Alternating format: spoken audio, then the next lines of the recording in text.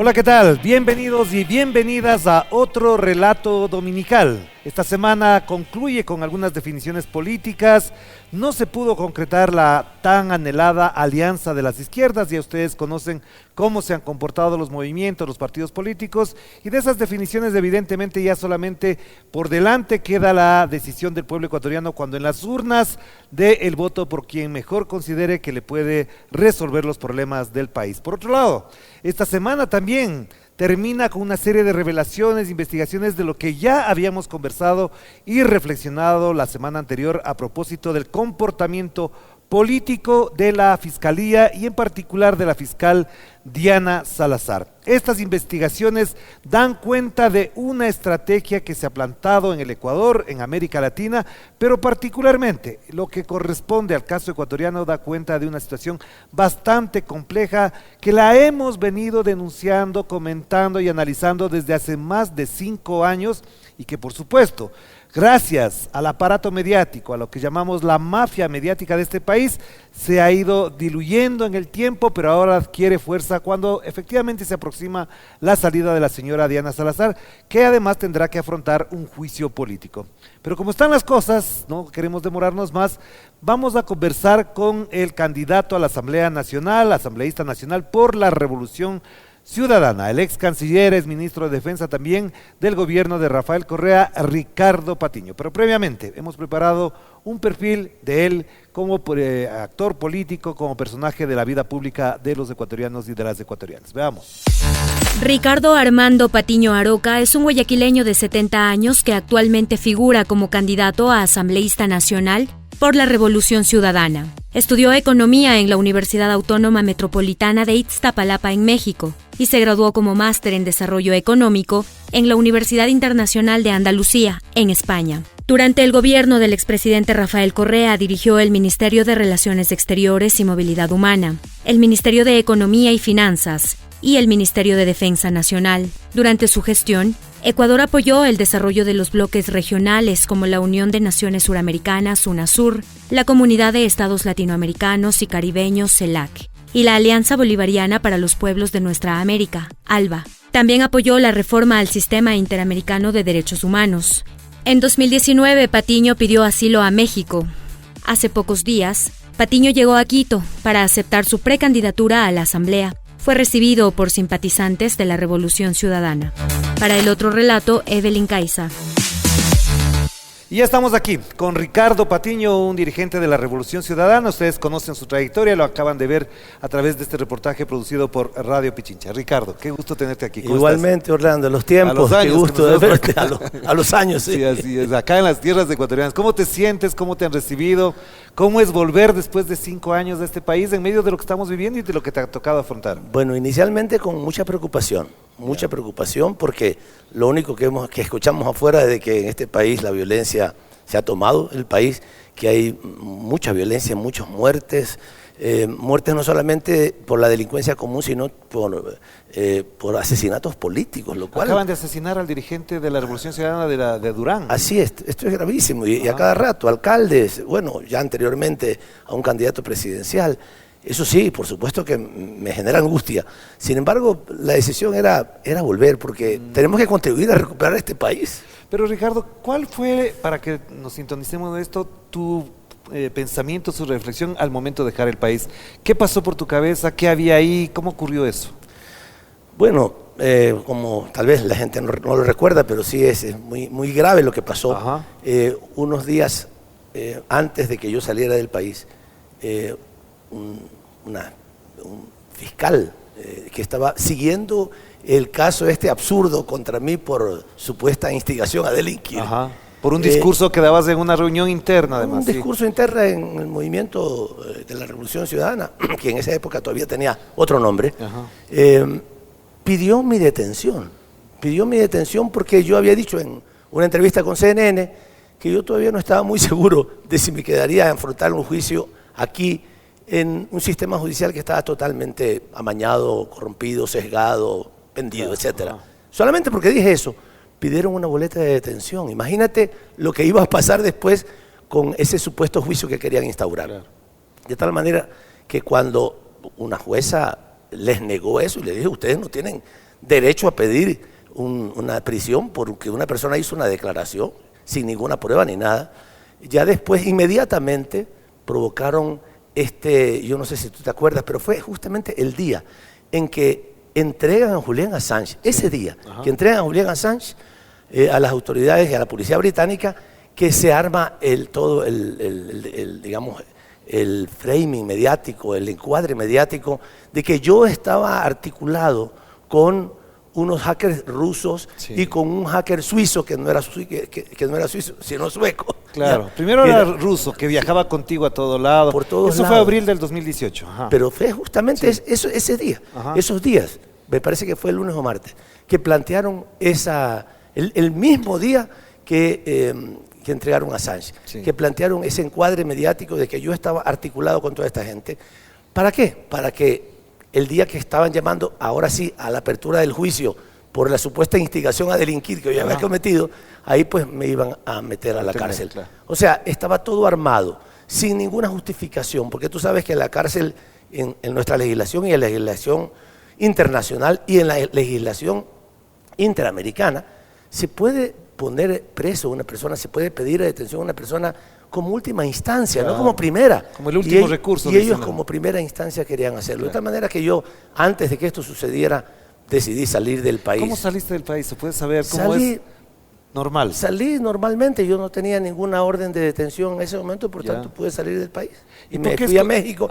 Me fui a México porque yo había estudiado en México en la universidad, tenía amigos, amigos muy entrañables, sabía que iba a tener ahí, digamos, un ambiente adecuado para poder desarrollar un tiempo. No pensé que iban a ser 5 años, claro. Yo pensé que esto podía terminar antes, pero no. Hubo que esperar que prescribiera el tiempo del supuesto delito que yo habría cometido.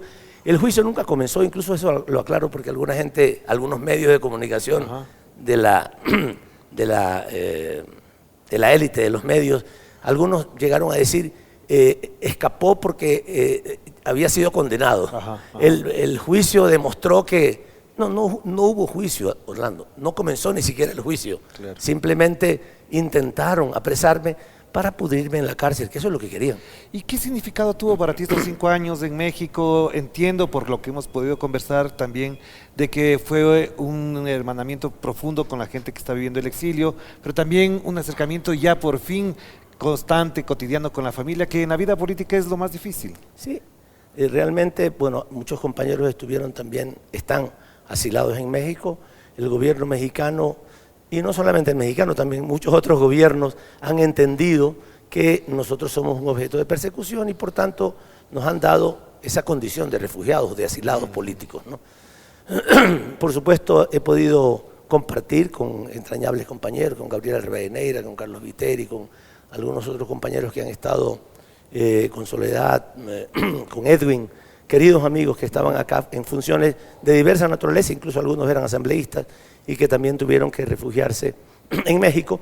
Por tanto, allá hemos podido desarrollar también, darnos una compañía. Claro. Y por otro lado, tal vez lo único que puedo decir que he podido obtener de bueno de esta persecución y este exilio es la cercanía con mi familia más cercana. Claro. Porque mi esposa, mi hija, mi yerno y mis nietos, han estado con ellos, ellos fueron enseguida para allá, me encantó recibirlos inmediatamente y hemos podido compartir, incluso en la época tan dura como la pandemia, porque fueron 2 años de estar encerrados en un solo sitio, aunque en México no se encerró tanto, pero de todas maneras estar prácticamente aislados.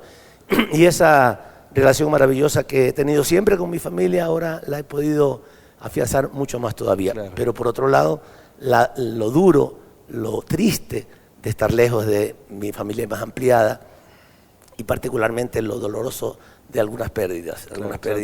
Y en México también pudiste verte con el presidente Correa, porque él iba para allá, va para allá. Sí, normalmente él ha ido allá para distintos temas. Es invitado normalmente a dar conferencias, a presentaciones de libros, etcétera. Y también he tenido oportunidad de saludarlo frecuentemente porque pues nos hemos podido encontrar. Y además en México se pudo desarrollar un documental que lo proyectamos acá, que conversamos, incluso tuvimos sala llena en un evento muy humano que se pudo vivir, este documental que se llama Se fue a volver. Se fue a volver. Se fue a volver. Y ahí tú tienes unas 2 o 3 reflexiones que a mí me impactaron muchísimo, el sentido de la política en el Ecuador y el otro es el sentido que adquirió la Revolución Ciudadana en mucha gente. ¿Hasta dónde lo que en esa época comentabas ahora te lleva a la decisión de participar de candidato? A ver, yo creo que el título del documental es muy interesante, Se fue a volver. Que es una frase muy ecuatoriana, sí, que no se entiende mucho afuera. No Claro. sí, no se entiende mucho, pero es muy bonita, ¿no? Se fue a volver. Es que realmente hace relación a cuando te vas un momentito a la tienda y regresas. En este caso fue un momentote que hicimos, pero claro. Cuando he regresado y me he reunido con compañeros en distintos lugares, en Guayaquil, en Quito, en Pascuales, ahora posiblemente en estos días también a Maravilla, a otros lados, la gente lo dice, ¿no? Nos encanta verlo de vuelta porque se fue a volver, efectivamente, no se fue a quedar. Sí. Y te digo una cosa, realmente a la edad que yo tengo, uno podría decir ya, pues, ya descansa, pues, pero no puedo. O sea, yo tengo una convicción tan profunda de que tenemos que construir un país mejor, de que tenemos el derecho a vivir mejor, que ante lo que ha pasado en el Ecuador, ante el desastre que tenemos en tantos ámbitos, especialmente de seguridad, en empleo, en producción, en energía, que es tan importante para vivir, no puedo quedarme afuera. O sea, yo de verdad, bueno, ya estoy jubilado, ya hace 7 años. Claro, claro. Mi esposa también. Pudiéramos buscar tranquilidad, pero cuando tú tienes una vocación por la patria, una vocación por la justicia, una vocación por la felicidad de la gente, no te puedes quedar. Claro. Por eso te digo que esta fue la decisión, digamos, la razón principal por la que, a pesar de que no sé si decirte que el 100%, pero por lo menos el 95% de personas a quienes le consulté si sería bueno venir, me dijeron que no regrese. Claro, claro. Me pidieron que no regrese. Yo no es que sea terco, pero tengo una vocación inclaudicable en mi vida. Yo tengo que contribuir a que la vida de los demás sea mejor, Claro. en donde pueda haber felicidad.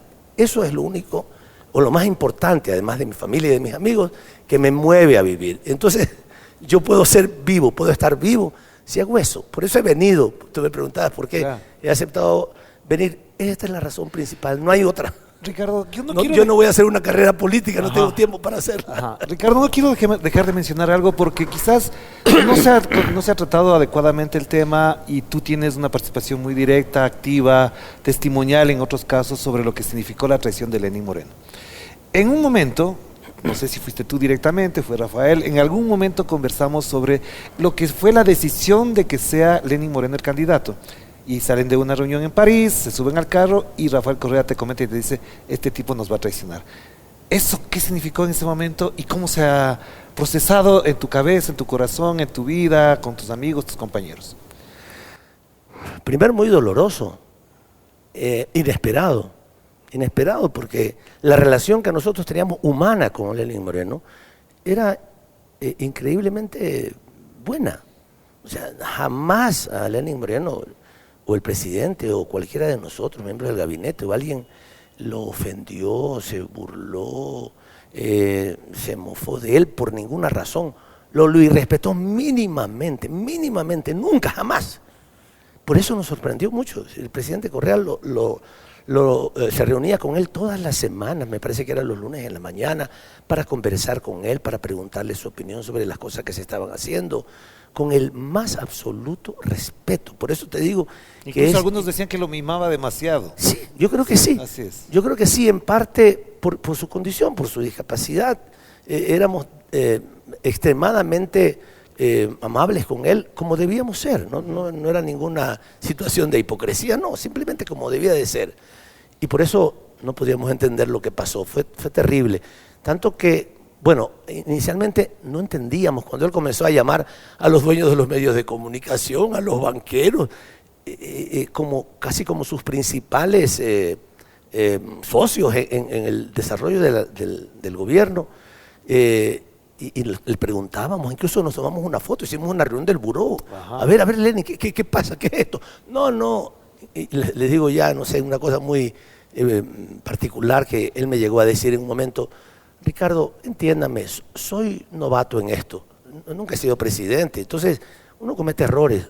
Ya le digo, bueno, está ¿Eso bien. te dijo? Así me dijo. Ajá. Tienen que entenderme, yo soy novato, es mi primera vez, y entonces puedo cometer errores, pero no, salgamos adelante. Hicimos una reunión del buró. Sí, la ya cuando él famosa estaba, foto de una famosa foto, hay un selfie, Ajá. y todos contentos porque dijo, no, ya, olvidémonos, esto que pasó, vamos adelante, vamos a seguir adelante.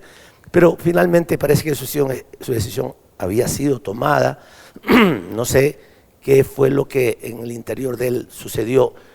Una hipótesis que nosotros tenemos es que cuando él estaba en Ginebra, los servicios de inteligencia norteamericanos descubrieron esa famosa cuenta que había abierto a través de su hermano con una plata Ajá. mala vida de unas coimas, y le habrán dicho: mira, sabemos que tú tienes chance de ser presidente de la República, tú tienes que venderle el alma al diablo, venderle el alma a ellos. Claro. Si no, en este mismo momento te llevamos a la cárcel porque tenemos todas las pruebas de eso. Claro. Nosotros creemos que eso fue lo que pasó, y en su espíritu, digamos, vendido, en su incapacidad de enfrentar una cosa de esa naturaleza, él se decidió vender. Porque no se explica de otra manera, claro, que haya hecho lo que hizo, que haya entregado, digamos, que haya casi abierto una nueva base militar en Galápagos, que haya entregado a Julian Assange, que haya traicionado al pueblo, porque le dijo 1000 veces: yo voy a seguir el proyecto de la Revolución Ciudadana, voy a continuar el legado de Correa. Bueno, todas las cosas que dijo, que todos la escuchamos. Y hasta que podríamos haber entendido que nos traicionara a nosotros como sus compañeros, que nos persiguiera no tenía ningún sentido, pero tal vez él pensaba que nosotros íbamos a hacer su oposición, nos persiguió, pero que traicionara al pueblo ecuatoriano, entregando a las élites del poder el manejo del país, y después, digamos, porque prácticamente tú lo sabes, Guillermo Lasso lo dijo abiertamente, no es que yo lo apoyo a Moreno, dijo Lasso, yo no lo apoyo a Moreno porque yo me echo de izquierda, es que él se ha hecho de derecha. Claro, él adoptó mi programa, entonces, sí. O sea, haber hecho eso no tiene nombre. Ahora, tú te vas del gobierno con Paola Pavón y Virgilio Hernández de una rueda de prensa de agosto del 2017, ajá, y previamente no hablaste con él, jamás hablaste en ese lapso para tomar la decisión, ya no se volvieron a hablar. ¿Qué pasó ahí? Solamente quiero saber eso por 2 o 3 consideraciones que más adelante voy a mencionar. En la mañana, antes de irnos, nosotros hablamos con él. Ya. Y le dijimos: Lenin, nos tenemos que ir. No puede ser, no podemos tolerar que tú sigas endosándole a la Revolución Ciudadana las cosas que tú no estás haciendo bien, primero, y que nos acuses de corruptos cuando tú lo sabes, porque estuviste 10 años con nosotros, que eso no es cierto. Tú sabes que somos personas honestas, nos conoces a nuestra familia, nos conoces profundamente. ¿Cómo es posible que tú puedas seguir en esto? Teníamos la carta ya preparada, esperando un poco la respuesta de él. Y él nos dijo: sí, lo siento, pero es que esas son las cosas que yo tengo que hacer. No me queda otra alternativa, encuentro que hay algunos actos de corrupción. Y le dijimos: está bien, si hay actos de corrupción que tú encuentras, perfílate hacia esos actos de corrupción y hacia las personas responsables de esos actos, pero no ante todos nosotros, que sabes quiénes somos. Tú dices la Revolución Ciudadana, Rafael Correa, un hombre más honesto que Rafael Correa no conozco en mi vida, más que vela por los principios más que por otra cosa, y tú lo sabes. Sí, pero hay algunos errores que se han cometido. Ok, ya nos dimos cuenta de que era pura lámpara. Así que dijimos: bueno, nos vamos. Fuimos entonces a la rueda de prensa, y ahí pues, por supuesto que terminamos nuestra relación con él. No podíamos seguir hablando con un tipo de esa bajeza. Y yo te pregunto eso porque quizás eso le dio paso a él, le abrió el camino, le aligeró el camino para meter preso a Jorge Glass también. Es decir, ya se sentía con las manos libres, porque más o menos yo viví también esa época, nos persiguieron obviamente, teníamos procesos instaurados ahí, y yo sentía que efectivamente él ya se liberó de la posibilidad de que gente de la Revolución Ciudadana, la auténtica, no la otra, le dijera: no, todavía no podemos hacer esto. ¿Crees que efectivamente eso aligeró la posibilidad de que tengan preso hasta ahora a Jorge Glass? Yo no creo, porque eso implicaría que nosotros lo dejamos libre. No, tú no puedes estar en un lugar en donde te dice, incluso creo que 1 o 2 días antes había habido un pequeño evento en el edificio del gobierno del litoral y digamos, casi acompañándolo a él, me subí en la tarima y delante mío dijo, cuando yo estaba en la tarima, que la revolución ciudadana, que el gobierno anterior era un gobierno corrupto. Yo no puedo hacer eso, no puedo estar, no puedo aupar, no puedo, digamos, estar al lado de una persona que miente tan descaradamente a sabiendas, que traiciona de la manera en que lo hace.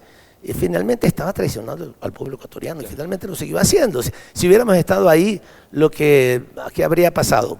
Que íbamos a estallar en condiciones ya insoportables. Y además era importante comenzar a recuperar lo que era posible de recuperar de la gente que se quedó con él. Hay muchos ministros que se quedaron con él, una parte de los asambleístas que finalmente se quedaron con él, pero si nosotros seguíamos allí, iba a poder consolidar, se iba a poder consolidar la fuerza que él iba teniendo en los espacios correspondientes, digamos, de gobiernos, de gobernaciones, de gobiernos locales en general. De gobiernos locales, de la asamblea, de funcionarios públicos.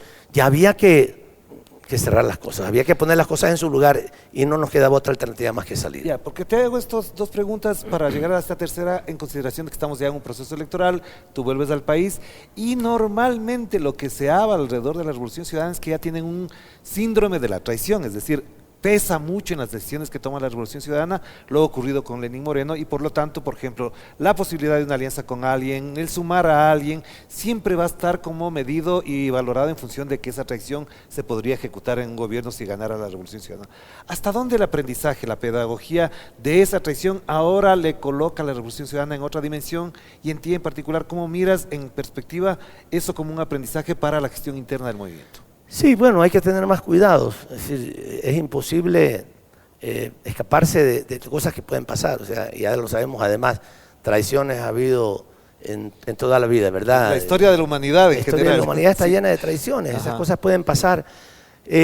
Como primero tener más precaución, tener más cuidado en la selección de las personas que nos representan, pero por otro lado también en consolidar una fuerza social y política. Esto es fundamental, consolidar una fuerza social y política que permita responder a esas cosas que pasen, porque puede ser una traición, puede ser un golpe de Estado, puede ser una invasión, puede ser muchas cosas. Un asesinato también. Puede ser un asesinato, puede ser muchas cosas que pasen, pero si hay una fuerza social y política organizada, consciente, movilizada permanentemente, yo creo que esto es uno de los elementos que más pueden permitirnos enfrentar las posibilidades de una traición o las posibilidades de un cambio, digamos, de un asesinato, etcétera.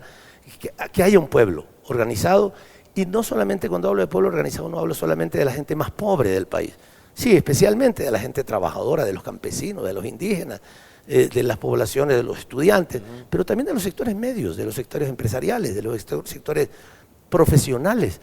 Es importante que las organizaciones que tienen estas nuevas e importantes agendas que tienen que ver con el ambientalismo, con el animalismo, con la preocupación de una vida en común, con esta caracterización tan importante que viene desde nuestros ancestros del summa causa y de plantearnos una vida en común, de usar los espacios públicos. Todos estos elementos tenemos que irlos construyendo para que no hagamos solamente como nosotros hicimos un extraordinario gobierno, sino también un extraordinario sujeto social constituido, que tejamos una articulación entre la sociedad, que todos estemos atentos a lo que estamos haciendo, que todos seamos protagonistas de lo que estamos haciendo, que todos cuidemos lo que estamos haciendo. Esto es muy importante, es decir, ir más allá de lo que hemos hecho anteriormente de gobiernos de muchos y muy buenos resultados, sino también trabajar en la articulación de un tejido social y político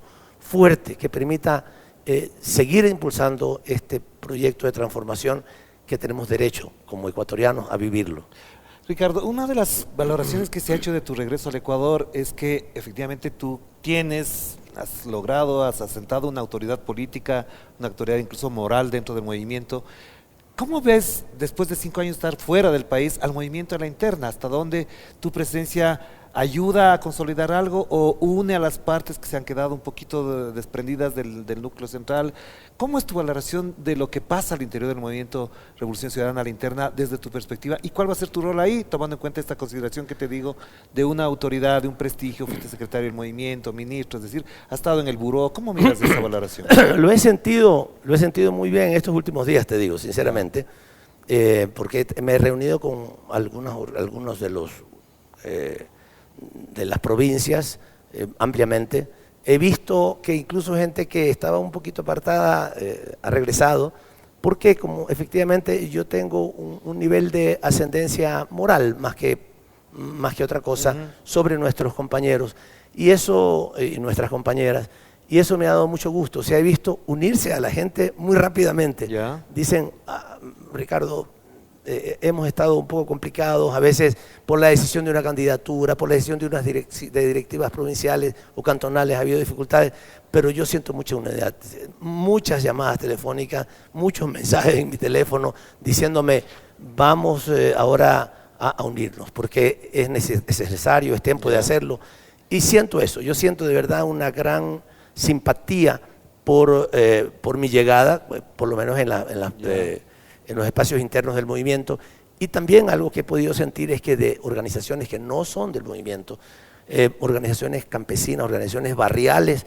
organizaciones del movimiento indígena, que han estado tal vez ya un poquito separados, me han llamado y me han dicho, Ricardo, queremos conversar contigo, queremos recuperar esta unidad que nos hace falta. Así que yo lo veo muy bien. ¿Cómo valoras lo que ha pasado, por ejemplo, en los últimos 2 o 3 años con el movimiento Revolución Ciudadana, con la presencia, por ejemplo, Alcaldía de Quito, Alcaldía de Guayaquil, Prefectura de Pichincha, de Guayas, de Manabí, de Azuay, de Imbabura, por ejemplo, de las que me acuerdo ahora, son 9, más 49, si no me equivoco, alcaldes? Sí.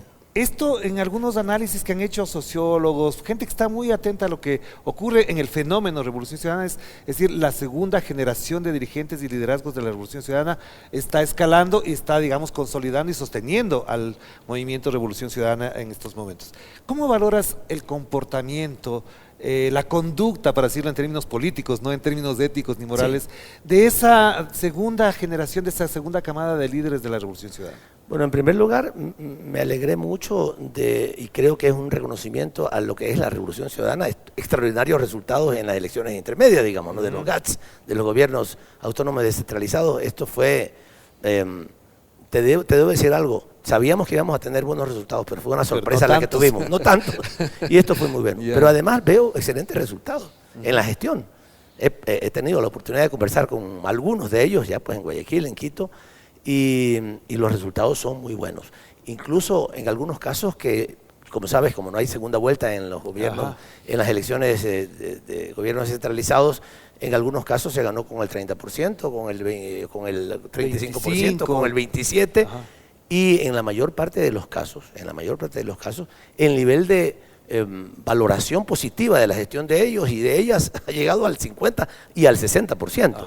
Lo cual es muy importante porque significa que también nosotros y nuestros compañeros más jóvenes han aprendieron de lo que fue nuestro gobierno y han aprendido la importancia de atender las demandas de la gente, de no descansar, de trabajar fuertemente, de dialogar con la gente permanentemente, de ser eficientes, de ahorrar los recursos.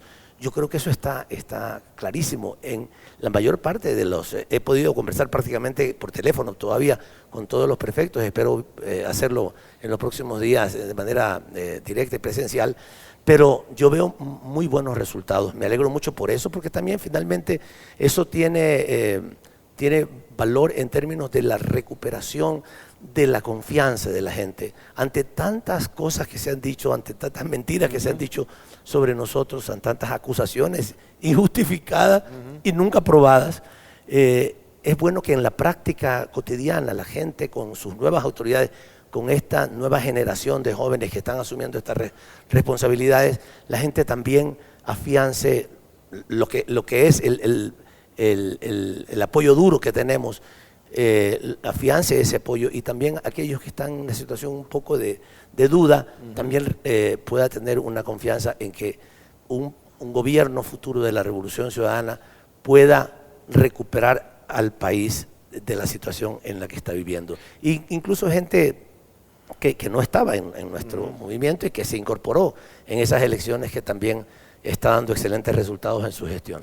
Pero Ricardo, en función de todo esto, de lo que hablamos, de la traición, del aprendizaje, de esta nueva camada de dirigentes, ¿cómo valoras los resultados del 21 y del 23? ¿Hasta dónde se mantiene todavía esta fórmula de que la Revolución Ciudadana sola no alcanza y acompañada con algunos tampoco a veces le sirve a los otros, y por lo tanto la posibilidad de unidad, de alianzas, no es garantía precisamente de tomar las riendas del Estado en unas elecciones democráticas? Sí, al 21 y al 23 todavía estaba muy fresca las acusaciones, el efecto. Yo diría que, yo digo sinceramente que uno de los grandes triunfadores de las elecciones en el 21 y el 23 no fueron necesariamente Lasso ni Noboa, sino la prensa, los grandes medios de comunicación, porque ni Lasso ni Noboa son grandes candidatos.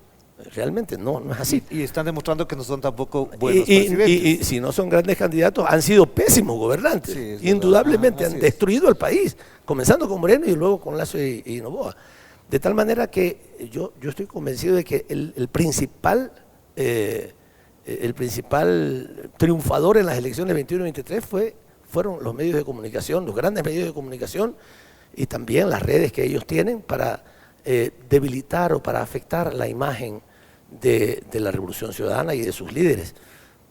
Me parece que el trabajo que se ha ido haciendo, y particularmente el de los GATS, puede fortalecer también más la capacidad de la Revolución Ciudadana de enfrentar esta nueva campaña, y también, como te digo, la posibilidad de ampliar mucho más la relación con sectores políticos y sociales que comprenden y cada vez valoran más a medida que pasa el tiempo lo que con un proyecto nacionalista, con un proyecto patriótico, con un proyecto eficiente como el que nosotros llevamos adelante, preocupados por los principales problemas, con visión de largo plazo, Orlando, con visión de largo plazo. Nosotros no estábamos pensando en las próximas elecciones, estábamos pensando en las generaciones futuras.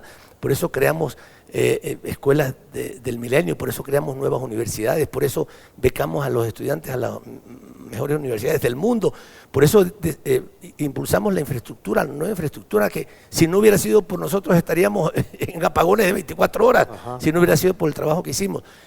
Yo creo que cada vez va quedando más claro que la visión que tiene la Revolución Ciudadana de un país, desde el país, es una visión a largo plazo y para la felicidad de las personas.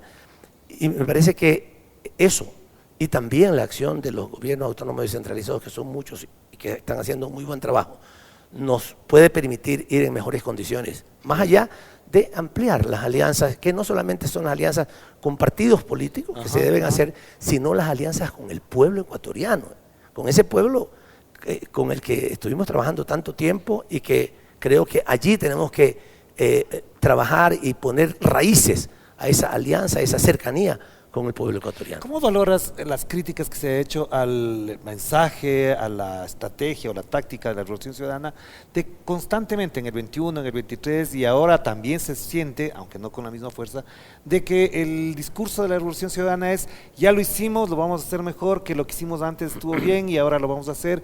Porque parecería que han pasado tantos años, ya 7 años parecería un montón, y la gente ya ve eso como normal, dice: sí, eso estuvo ahí, pero ya lo que queremos es otra cosa. ¿Cómo valorar y procesar este comportamiento del electorado, que en algunos casos se achaca a los jóvenes, es decir, que son los que más en mayoría están votando en función de estas nuevas expectativas que tiene la juventud? Sí, ciertamente que no podemos quedarnos en el pasado, tampoco podemos olvidarlo. Es importante también entender algo: si la Revolución Ciudadana tiene lo que se llama un voto duro, lo tiene por eso, o sea, lo tiene por lo que el presidente Rafael Correa hizo en el periodo de gobierno, y que la gente lo recuerda y lo valora. Pero ciertamente allí no nos podemos quedar, porque hay un futuro, porque además hay una nueva generación. El 50% de los votantes tienen menos de 30 años, sí, o menos de 34 años. Y hay también nuevas expectativas. Ya la gente no no quiere lo mismo que antes. Tal vez en nuestra época, Orlando, nosotros pretendíamos, o la mayor parte de la juventud pretendía salir de la universidad y tener un trabajo estable por 30 años hasta que se jubile, o 40 años. Claro. Ahora la gente está pensando en otras cosas. Tú le preguntas a muchos estudiantes, incluso de la universidad, me lo han dicho algunos profesores, ¿usted qué quiere ser? Porque está estudiando medicina o está estudiando ingeniería. Uno espera que le responda, yo quiero ser ingeniero de sistema, o yo quiero ser ingeniero de suelo, ¿no? Dice, yo quiero ser tiktokero. Claro, influencer. Yo quiero ser influencer. Claro, así es, así es. O sea, esa es la realidad con mucha gente. ¿Y cuántos libros ha leído? No, pero veo mucho Instagram y consumo YouTube y consumo estas cosas. Es otra realidad. Por tanto, nosotros tenemos que tener en cuenta esa realidad. Pero yo le decía, incluso alguna gente me decía, ¿y tú vas a hacer TikTok? Le digo, sí, yo voy a hacer TikTok, pero no voy a hacer el ridículo. O sea, yo no voy a hacer ridículo, no voy a poder a bailar lo que no sé bailar. Claro. Voy a hacer las cosas. O ponerte zapatos rojos para llamar la sí, atención. felizmente no me puse zapatos rojos, no los tengo tampoco. Claro, o sea, no voy a hacer el ridículo ni voy a ponerme zancos para que me vea más alto, ¿no? Así, eso no hay que hacer. Sí utilizar las nuevas formas de comunicación, por supuesto, hay que usar las nuevas formas de comunicación, porque tenemos que entender qué es lo que la gente hace. Si ya la gente no compra el periódico como en nuestra época, que lo comprábamos todos los días, ahora muy poca gente lo hace. Hay que buscar hay que entender y usar esas nuevas formas de comunicación, pero para dar mensajes hacia adelante. O sea, y particularmente te digo una cosa que yo creo que es importante en este momento de decir, respecto a lo que tiene que hacer el nuevo gobierno y lo que nosotros creemos que tenemos que hacer de entrada, es una intervención urgente en seguridad, en economía y empleo y en energía. Nos vamos a quedar, lamentablemente, todo indica que vamos a comenzar a tener apagones casi en las próximas semanas. Ojalá no suceda, pero por la irresponsabilidad de no haber atendido ni siquiera el mantenimiento de toda la infraestructura eléctrica que construimos en nuestro gobierno y desde antes, el país está devastado. En electricidad estamos trayendo barcazas alocadamente para tener 100 megavatios, cuando tenemos aquí una deficiencia. 1.200 megas son los que se requieren solventar. Sí, y estamos como locos pensando si esa barcaza sirve, si no sirve, si tiene anclaje, si no tiene anclaje, por 100 megavatios. Claro. Cuando necesitamos 1.200, lo que tenemos que construir, teníamos que haber construido en este tiempo que ha pasado en estos 7 años de desgracia, debían haber construido la hidroeléctrica de Santiago y todas las que siguen, que eran parte del plan maestro de electricidad del país. Que el cambio de la matriz productiva y energética, además. Además de eso, claro, pero digamos la hidroeléctrica, tú sabes que tenemos capacidad para producir 20.000 megawatts de electricidad, estamos usando 4 o 5.000, todavía tenemos muchísimo que ampliar en ese sentido. Pero se ha descuidado además por razones que son terribles, o sea, no por un error, no por una equivocación, sino porque lo que han querido hacer y lo que quisieron hacer desde antes de nuestro gobierno es como separar, deshuesar al sector eléctrico, porque no hay una sola empresa internacional o nacional que se pueda encargar del sector eléctrico. Entonces, ¿qué es lo que hicieron? Querían separarla en pedacitos, porque esos pedacitos sí pueden hacer negocios privados. Claro, para pero privatizar de todas maneras. Para privatizar finalmente, o sea, no, tenemos que fortalecer, Inesel, tenemos que fortalecer la empresa eléctrica, el sector eléctrico del país en una gran empresa que guíe, que sea rectoría y también que ejecute los planes. Eso es una de las cosas más graves. Tú sabes, sin energía no hay vida. Ya, pero para eso hay que ganar las elecciones. La pregunta que te quiero hacer para ir cerrando esta segunda parte es, ¿cómo ves al binomio Luisa González-Diego Borja? ¿Hasta dónde esto consolida, no solamente en el campo electoral, sino también dentro del movimiento, dentro de las expectativas del electorado, tomando en cuenta que algunos, por ejemplo, han achacado a Diego Borja la traición, todo lo que se ha discutido, y ahora vemos que eso se ha ido aplacando de alguna manera, ha ido bajando? ¿Hasta dónde esta fórmula, este binomio, más la lista nacional de la que tú participas, las listas provinciales, le dan un sostén, le dan un andamiaje sólido a la Revolución Ciudadana en perspectivas de ganar las elecciones? Yo creo que mucho. Yo creo que la figura de Luisa, que ha estado consolidada ya, muy rápidamente lo ha hecho, creo que es una mujer brillante, de tener no tanta experiencia política abierta, digamos, pública. En muy poco tiempo ha ido consolidando su capacidad de comunicación, su discurso, su conocimiento de los temas, su profundidad para atender los temas. Y por otro lado, Diego Borja, que es un especialista en economía de un altísimo nivel. O ciertamente, como tú dices, algunas críticas que hubo inicialmente creo que se han aplacado, él las ha aclarado, creo que eso es importante. Finalmente, bueno, todavía hay tiempo para ir pensando en cómo consolidamos más las cosas, pero yo creo que sí hay un enorme entusiasmo en nuestros militantes y también creo que en la población, porque especialmente yo creo que estamos luchando contra un desgobierno, tres gobiernos que han ido paulatinamente empeorando la condición de vida de nuestro pueblo, y estas dos figuras, la una que digamos ha tenido la experiencia, el conocimiento, la profundidad de saber hacia dónde vamos, una persona joven, una mujer joven de mucha capacidad, y por otro lado de un economista de alto nivel, de muy alto nivel, que también creo que puede dar como solvencia, suficiente solvencia para la sociedad, para los sectores productivos respecto a lo que se viene. Yo creo que tenemos un binomio muy sólido y que tenemos que, por supuesto, consolidarlo en lo posible con la mayor cantidad de alianzas sociales y también políticas que podamos lograr. Pero, Ricardo, ¿qué garantías, yo sé que la respuesta es un poco hasta obvia, qué garantías tienen ustedes de que lo que va a pasar en el proceso electoral no implique, por ejemplo, obstáculos, acciones, incluso algunas acciones de orden terrorista que pueden ocurrir, como pasó el año pasado? Es decir, el año pasado la Revolución Ciudadana en la primera vuelta podía ganar entre 42, 45% según lo que se preveía el 9 de agosto del año 2023, y resulta que asesina a un candidato, se arma un framing culpando a la Revolución Ciudadana, a Rafael Correa en particular. ¿Hasta dónde lo que puede pasar de aquí en adelante está garantizado para un proceso electoral transparente, normal y que no implique este tipo de acciones que se hicieron en el 21 y se hicieron en el 23? No podemos controlar la maldad, lamentablemente. Yo nunca había visto y vivido lo que vivimos en los últimos tiempos. Es terrible. Nunca imaginamos que fue 10 días antes de la primera vuelta, claro, que mataron a... El 9 el asesinato, el 20 las elecciones. O sea, mataron a un candidato. Y yo te digo sinceramente, tengo el convencimiento de que lo hicieron a propósito para, digamos, endosarnos a nosotros esa muerte, que finalmente cada vez está más claro que, y desde el principio estaba claro que no teníamos nada que ver, pero lo utilizaron. Fueron unos días en que nos bajaron como 10 o 12 puntos. Claro, lo hicieron con ese propósito. No puedo entender que lo hayan hecho con otro propósito. Contrataron al FBI, supuestamente botaron el teléfono de Villavicencio, hicieron tantas maldades a la vez, todo para ocultar quienes lo habían mandado a matar. Yo estoy convencido que lo hicieron con ese propósito. No puedo decir quiénes son, porque no puedo decir, no sé. Pero ya debió saberlo el FBI, pues, que es uno de los organismos. Entonces, ¿cómo se van a asegurar para que no solamente la seguridad personal de los candidatos, tuya mismo, pero también los controles que tiene que ejercer el Consejo Nacional Electoral? Porque acaba de decir, por ejemplo, José Serrano, que la señora Diana Tamaín es empleada del señor Daniel Noboa, lo dijo él.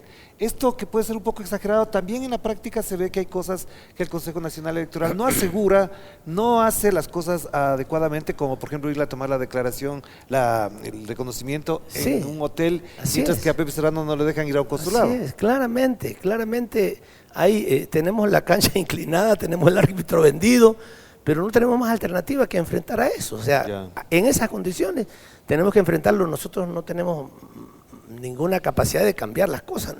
No podemos ni tampoco quisiéramos hacer, digamos, de cambiar las autoridades del Consejo Nacional Electoral. Están ahí, fueron elegidas con una cuestión, digamos, de forma ilegítima, ilegal, lo que sea, pero están ahí, son con las que tenemos que actuar.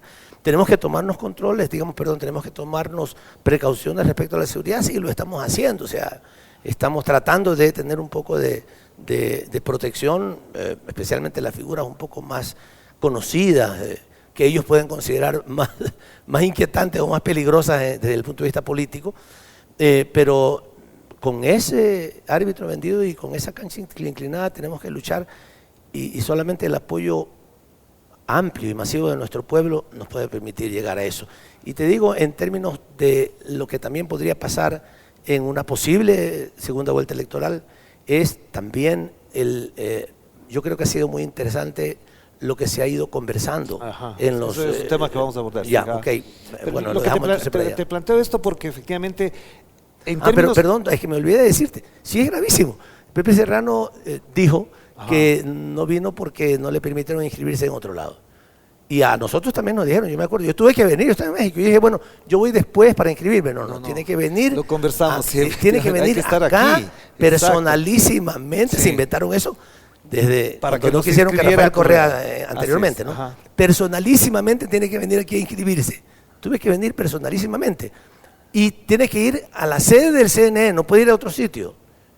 Y al señor Novoa lo inscribieron en un hotel. Claro. O sea, ¿qué caso tiene? Eso es evidencia una discriminación. Pero bueno, contra eso tenemos que luchar. Y te planteaba esto porque efectivamente se pueden hacer los controles de seguridad, hay condiciones de orden estrictamente electoral, del Consejo Nacional Electoral, pero una de las fallas que algunos militantes me lo han comentado es que no ha habido suficientemente control electoral de parte del Movimiento Revolución Ciudadana para garantizar que efectivamente no haya deslices, para no decir fraude, en algunas zonas, porque algunos dicen efectivamente se hizo fraude en determinadas provincias, en determinados recintos electorales. ¿De qué manera el control electoral de la Revolución Ciudadana se puede fortalecer para no dejar sospecha, por ejemplo, de lo ocurrido el 21 y el 23? Solamente con un gran nivel de organización.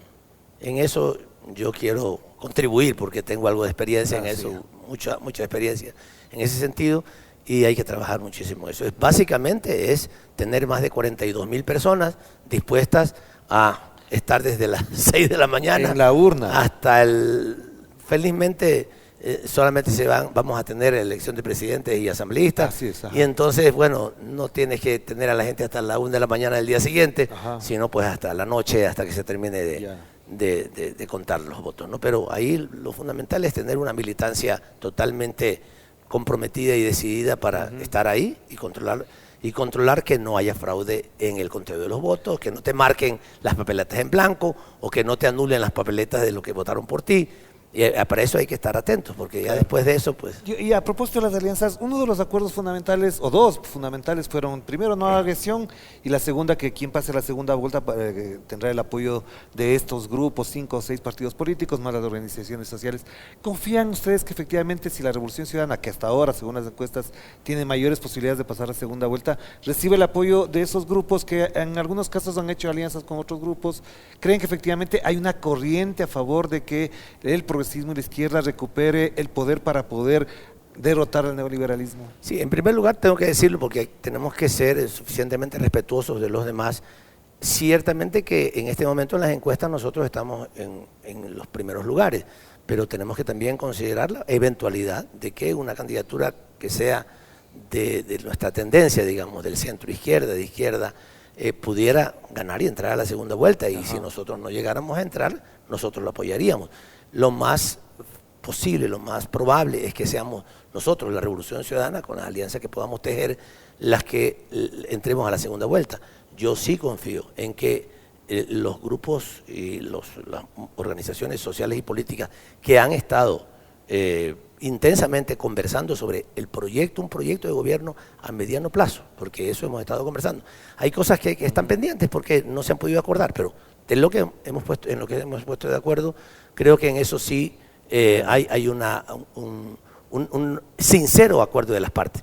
Y lo que tú dices, yo confío en por lo menos esas 5 organizaciones políticas, más las organizaciones sociales que acompañaron estas conversaciones. Estoy convencido de que vamos a cumplir con la palabra, todos vamos a cumplir con la palabra, los unos y los otros. Hay otras personas que se excluyeron de entrada.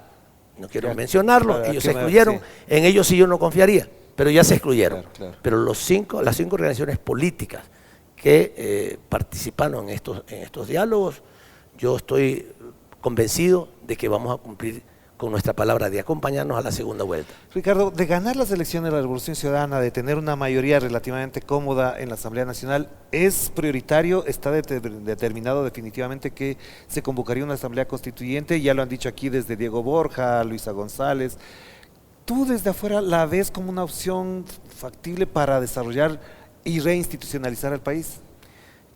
No solamente factible, sino necesaria. Destruyeron la institucionalidad. Y debo decir algo que tiene que ver con los problemas de la seguridad del país, que creo que es lo más grave. O sea, yo estoy estoy sorprendido de los comentarios, no los comentarios, ahora que estoy aquí ya, el comportamiento. Les dije a algunas personas que nos íbamos a ver para saludarnos, a algunos amigos, veámonos en un lugar a las 8 de la noche. No, a las 8 de la noche. Yo ya no salgo. O sea, esto no pasaba nunca. Claro. O sea, el que no podemos salir de la casa, que no podemos ir a visitar a un amigo, ¿no? Y si salimos en caravana toditos. ¿Qué es esto? ¿Y esto por qué pasó, Orlando? Lo hemos dicho y tal vez hay que repetirlo. Destruyeron la institucionalidad, la coordinación. Existía un ministerio coordinador de seguridad que se encargaba. Pero eso no necesariamente pasa por una constituyente, eso lo puede hacer un gobierno. ¿Para qué sería la constituyente? Esta es una de las cosas que tiene que ver con la desinstitucionalización.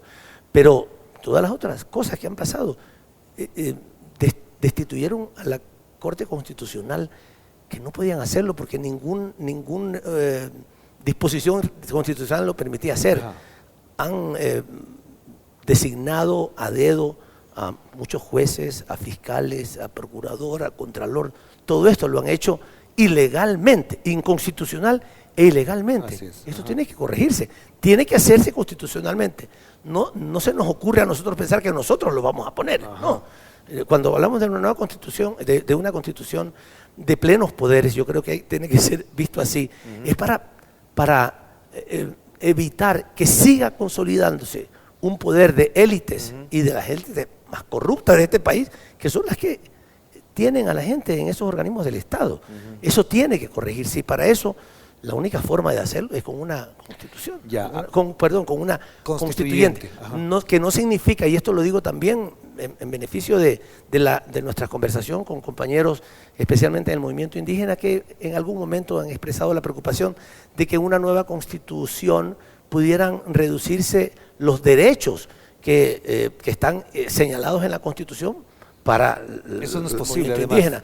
No se puede, no puede haber regresión de derechos. Yo sé que no puede haber, pero de todas maneras lo decimos explícitamente. En ningún caso se llamaría una asamblea constituyente para disminuir, para echar atrás derechos que tenemos, sino para poner en orden ¿Y qué le diría Ricardo Patiño a aquellos sectores que dicen que el único objetivo de la constituyente, si gana las elecciones de la Revolución Ciudadana, es el retorno de Rafael Correa? No, porque la constituyente no puede llamar a un expresidente. Lo que puede hacer es poner en orden el sistema judicial, asegurar que las personas que se elijan, que los procedimientos que se elijan para el sistema judicial, ya sea la Corte Nacional de Justicia o el Consejo de la Judicatura, sea llenado estos puestos, sean designados estos puestos a través de procesos limpios, transparentes, y que no vayan los que odian a la Revolución Ciudadana, sino que vayan jueces, probos, gente honesta, que vea las cosas, que vea las causas, que vea los juicios, que vea los juicios de todos, pero centenares de profesionales del derecho de altísimo prestigio en el mundo han dicho, pero es que este tema del influjo psíquico no tiene caso, no tiene sentido, eso no se puede hacer. Y después incluso la misma fiscal dijo, no, es que no era eso, es que también encontramos otra cosa. O sea, después de que habían dicho que eso era lo principal, después dijeron, no, es que también unas cosas que me dijo al oído la señora esta supuesta, la que hizo Pamela Martínez. La Pamela Martínez, que hizo el cuaderno que después se demostró que era mentira, que era la prueba fundamental.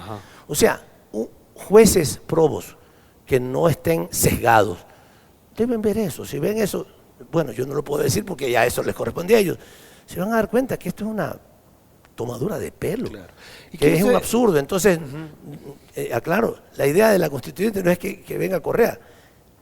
Él debería de venir porque los juicios que se han instaurado contra él son forjados, son falsos, no tienen pruebas. Pero eso lo tendrá que decidir en su momento la función judicial. Y quiero cerrar entonces con esta pregunta. Tú vienes de México y el 5 de abril último la embajada mexicana fue invadida, fue secuestrado Jorge Glass.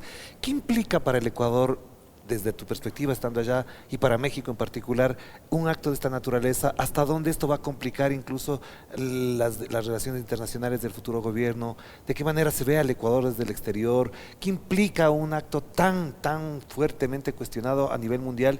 ¿Y cómo recuperar ese prestigio desde el poder si es que ganan las elecciones? Sí, la verdad que nos da mucha vergüenza lo que ha pasado. Tanto la entrega de Julian Assange como la incursión en la embajada mexicana. Esto ha significado violar los más importantes principios, conceptos, y no solamente eso, sino los convenios internacionales, las convenciones internacionales, si me pongo a decir los artículos no termino, que han sido violados por el gobierno de Moreno y por el gobierno de Noboa particularmente. Yo creo que la figura, la imagen del gobierno del Ecuador en el mundo, porque ese es un problema, la gente nos dice, el gobierno de Noboa entró, ¿no? El Ecuador invadió la embajada mexicana, ese es el problema. Y yo siempre tengo que decir, no, señores, hablemos del gobierno, de esa gente. Hay que recuperar esa confianza. Yo creo que con una nueva presencia internacional del Ecuador tendrá que tener una nueva imagen. Yo creo que tendremos que pedir disculpas quien asuma pues la responsabilidad, la presidencia y la gente que haga el trabajo en relaciones exteriores tendrá que pedir disculpas al mundo por lo que se hizo. Pero eso implica un largo trabajo y es duro, porque tú fuiste canciller mucho tiempo, sabes lo que implica todo eso en la relación de restablecer esas heridas, esas cicatrices, es duro. ¿Hasta dónde habrá, digamos, la capacidad y además la recepción desde otro lado para poder resolver? Porque esto tiene implicaciones en el sistema de las Naciones Unidas, sí, en la zona regional nuestra en particular. Sí, lo sé, pero también sé que es posible. Ya. O sea, tú tienes un nuevo gobierno dice, a ver, lo que pasó antes no tiene nada que ver con nuestra visión del mundo, con nuestra visión de las relaciones internacionales. Nosotros lo hicimos en su momento, pues también, no olvides toda la apertura que tuvimos en el mundo, entre otras cosas que nos ha permitido, por ejemplo, anteriormente veíamos a China, incluso a Corea del Sur y a muchos países del mundo como casi como de otro planeta. Y en nuestro tiempo establecimos relaciones muy rápidamente, muy beneficiosas para nuestro país, además entendiendo la nueva dinámica del mundo, pues cuando China ya estaba y se iban constituyendo en un país cada vez con mayor importancia económica, geoestratégica, política, nosotros desde antes ya habíamos comenzado a establecer una relación importante con ellos, mientras anteriormente pues los gobiernos ni siquiera porque vivimos otro momento, Ricardo, y con esto cerramos, porque tenemos a gobiernos como el de Argentina, luego qué pasa con el gobierno de Estados Unidos, acaba de firmar las Fuerzas Armadas un convenio con el Comando Sur, es decir, hay unos tratados militares, el Fondo Monetario Internacional, es decir, se ha ido consolidando un aparato, un sistema y hasta un régimen de derecha, militar, económico, financiero, que es muy difícil de desmontar y eso va a condicionar la gestión de cualquier gobierno que venga. Puede ser difícil de desmontar, pero hay que desmontar lo que no le conviene al pueblo ecuatoriano y nosotros lo hicimos en su debido momento. O sea, el haber sacado la base militar de Manta fue absolutamente importante y necesario, debimos haberlo hecho. El haber auditado la deuda externa fue tremendamente importante a efectos de liberar de recursos que anteriormente estaban entregados, digamos, básicamente al servicio de la deuda, los liberamos y eso nos sirvió para hacer muchísimas obras en el país. Parecía muy difícil, pero lo logramos hacer. Hay que tener mucha capacidad para hacerlo, hay que tener también algún nivel de experiencia y amor por nuestro pueblo, claro. Porque no podemos, como una familia, no puede, aunque tenga un compromiso con algún familiar que le debe una platita, y si su hijo está padeciendo una enfermedad y tiene que necesariamente llevarlo al hospital, le tendrá que pedir al otro que lo espere un rato, pero tiene que atender lo principal. Este país está en cuidados intensivos, está en emergencia, tenemos que sacarlo adelante y para eso otros tendrán que esperar. Tendremos que revisar muchas cosas, pero a nuestro pueblo la principal dedicación desde el primer día. Gracias, Ricardo. Qué gusto gusto tenerte acá, de verdad. Todo corazón, qué gusto estar acá. Y gracias a ustedes por acompañarnos en este otro relato dominical a propósito de este proceso electoral. Ricardo Patiño será una figura dominante, digamos, en el debate, en la discusión pública, al interior como fuera del Movimiento de Revolución Ciudadana. Y por supuesto, en función de todo esto hay que conversar, no desde las mentiras, no de lo fair, no de las fake news, sino de lo que efectivamente cada actor político le propone al país en este proceso electoral. Y para eso estamos aquí, como siempre digo, para pensar en voz alta. Nos vemos. Chao, chao.